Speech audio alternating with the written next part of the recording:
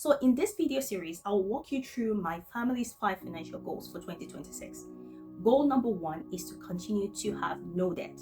So we are completely consumer debt free right now, and we plan to stay that way. So what does that mean? That means no credit card debts, no car loans, and no personal loans. We just have our mortgage. Being consumer debt free has given us incredible peace of mind. We're not spending thousands of dollars on bank interest every month. That money is able to stay in our pockets and get invested instead. Now, I know some people they leverage debt strategically, and that's good for them and that works for them. But for us, the freedom of owing nothing to anyone is priceless.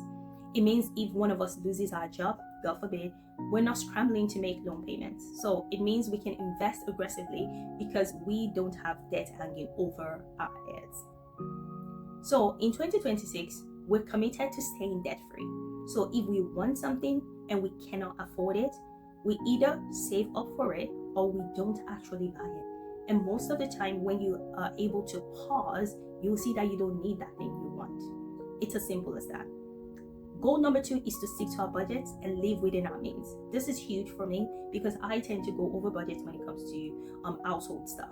So when we we track every dollars that goes out, but we don't track everything obsessively, but we do it consciously. Our philosophy for my family is that we enjoy life. We go out to eat, we take vacations, we buy some of the things we want, but we're not trying to impress anyone with a very lavish lifestyle. We're not buying designer clothes to flex on Instagram, or we're not leasing or buying luxury cars we don't or can't afford. And we're also not living in a very big house that stretches the Atlantic Ocean. We stick with a budget. We're not trying to keep up with the neighbors. And we live comfortably below our means. The gap between what we earn and what we spend is what we invest. I see so many people making 6 figures, but they're living paycheck to paycheck because they spend everything they make and then some more on things just to impress other people. That is not wealth building. That's just you living an expensive lifestyle. So for us, contentment is key. We're grateful for what we have. We don't need the latest everything. Quick story, actually, I've used my phone for 5 years, right? And I just finally got a new phone, right? So I am content. I don't need to buy a phone every year. So in 2026, we're sticking to our budget. No lifestyle inflation, no keeping up with the Joneses, just living our life, enjoying what matters, which is family, and investing the rest. Goal number 3 is to invest at least 15% of our income. So this is our minimum investing target. 15% of our gross income will go towards investment no matter what, right? So why 15%? A lot of financial experts generally recommend that you put 10 to 15% as a baseline for your retirement savings. For my family, we're aiming for the higher end because we want to build wealth over the long run, and we kind of have the margin to do so because we live within our means.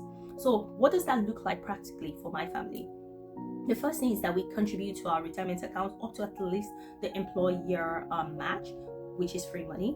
Then we continue to contribute to maxing out our retirement accounts, any IRAs if possible. And whatever is left of that 50%, we invest it in our brokerage account.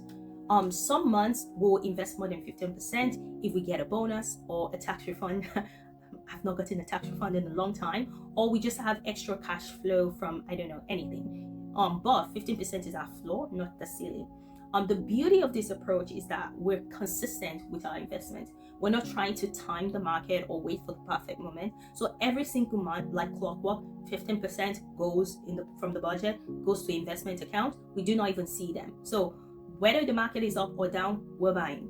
That is what we call dollar cost averaging in action. So over the decade, this consistency compounds into serious wealth. It's not flashy, but it works. So the goal is to stick to the plan and not get distracted.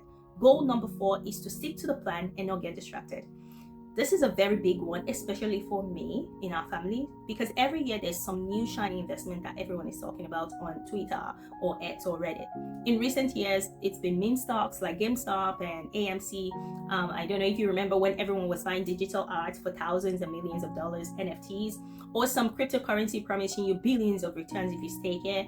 Also, there are some guaranteed real estate investment schemes, some business opportunities that look like MLMs, and then you have day trading courses that promise financial freedom. Those are the ones that I've fallen culprit to in the past. It's tempting to chase these things, but you also see people on social media showing off their gains, and you think, oh, maybe I should get in on this, which is what I've fallen victim to in the past, right? But the reality is that most of these trendy investments, they always lose money in the end, in the long run, or they also underperform boring investments. Most of the people promoting them only make money off of you, not with you. So our goal for 2026 is simple: stick to the plan. My husband is very good with this. I need to align with my husband.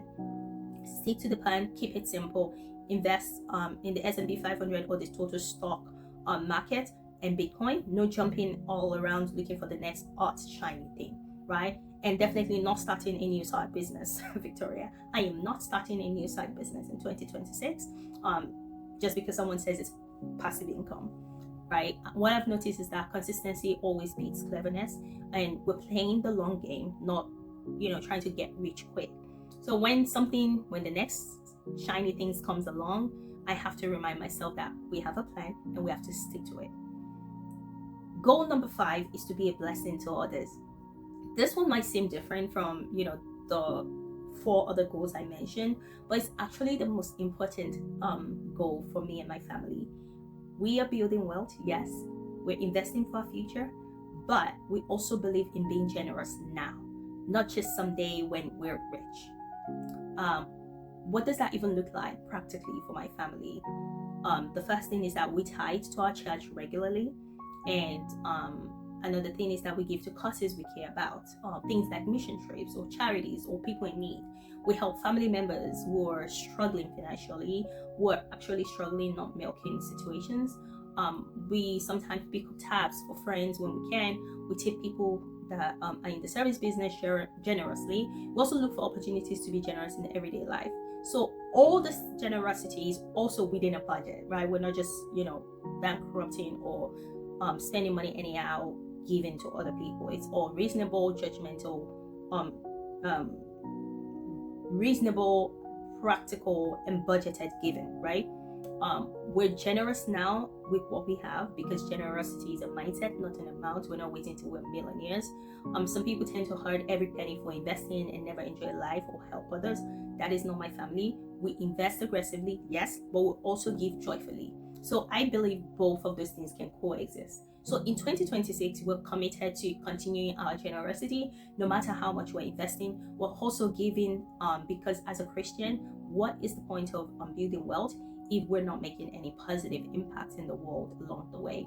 So whatever your plan is, or whatever your family plan is, whether it looks like my family's plan or completely different, honestly, the most important thing is that you have one and you stick with the plan. So if you found this helpful, give this video a thumbs up and let me know, what are your financial goals for 2026? I would love to hear them in the comments. And if you're not already subscribed, hit the subscribe button for more investing content.